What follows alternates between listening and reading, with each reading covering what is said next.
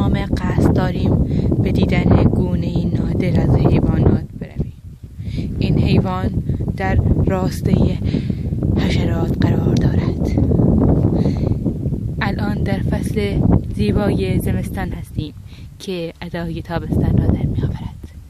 این موجودات توتگشوان قوم دارند و در حال تنیدن نمیدونم چی بر خود دور خود هستند تا خود را برای فصل سرما آماده کنند و در شفیره نازک خود پناه گیرند. آنها نیز سر تب ازشان شویده و نمیدانند که الان فصل زمستان است و چون هوا ادای تابستان را در می آورد آنها نیز اشتباه کردند و چون انسانها سر تب ازشان شویده است. این موجودات را در حال تلاش و سرخره می‌بینیم. اندکی بالاتر می رویم.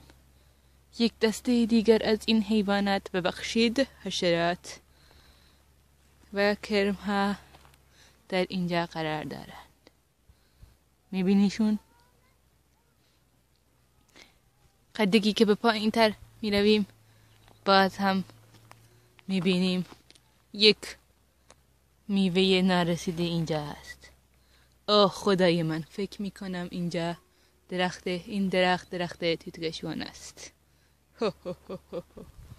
یکی دیگر هم دیدم آن طرف در. آیا شما هم می‌بینید؟ این درخت توتگشوان است. توتگشوان های عزیز به عمو سلام کنید. سلام مامو، چی؟